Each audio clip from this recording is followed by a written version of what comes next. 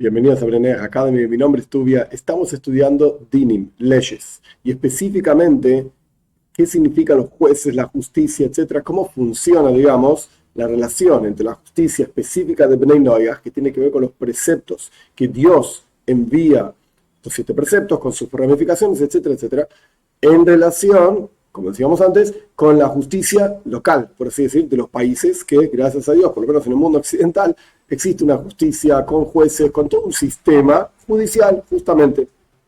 Esta relación es lo que estamos estudiando. Como para cerrar la idea, es importante tener en cuenta que a pesar de que la mayoría de las personas de un país no cumplan todas las leyes de Bnei Noach, y las que cumplen no las hacen porque Dios dijo a Moisés en el monte Sinai, etcétera, sino que los hacen porque su inteligencia, su ética y moral lo dicta. Por ejemplo, la mayoría de las personas de un país, o de los países normales, comunes, no roban, la mayoría. ¿Por qué no? No porque Dios dijo, etcétera, porque los educaron de una manera sana y normal.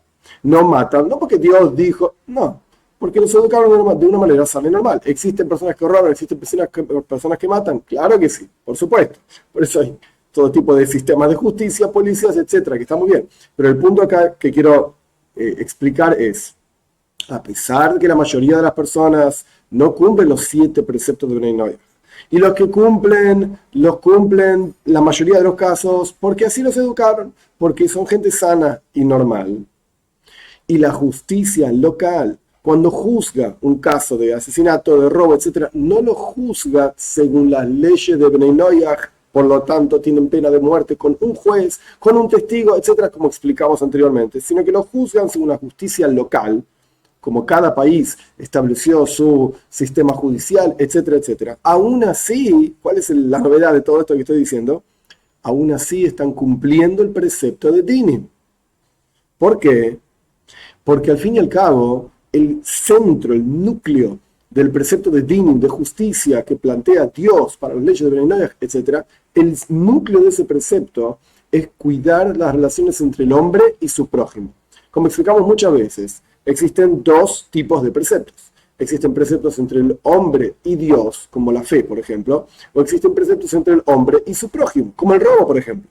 Entonces, la novedad, ¿cuál es? Que a pesar de no estar teniendo la intención de cumplir con un precepto divino, dicho a Dios en el monte Sinai, dicho de Dios a Moisés en el monte Sinai, para compartir con el pueblo judío, para que comparta con las naciones, etc.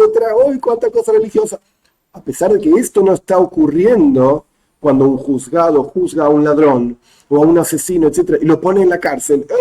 No, ya dice que hay que matarlo. Uy, ¿qué hacemos si te lo pusieron en la cárcel? Eso no es las leyes de Dios. Tenés razón. Pero aún así están cumpliendo con el precepto de Dinim.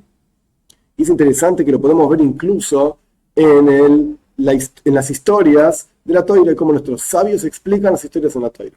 Tenemos en la Toira la historia de la generación del diluvio.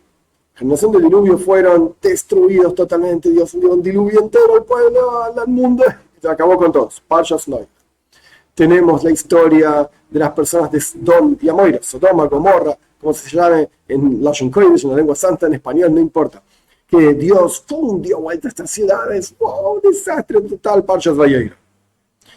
Pero tenemos también otra historia, en donde Dios no acabó completamente con las personas de esa historia, sino que los esparció. La historia de la Torre de Babel, Migdal Babel, o la generación de Haflaga, así se llama, Haflaga. El Migdal Babel quiere decir la Torre de Babel, Haflaga quiere decir separación. ¿Cómo juzgó Dios a la gente de esa generación? Los separó.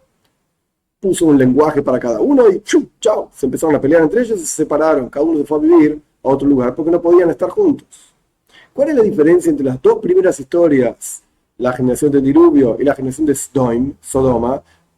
Eso frente a la generación de la Flaga, de la separación, nuestros sabios explican.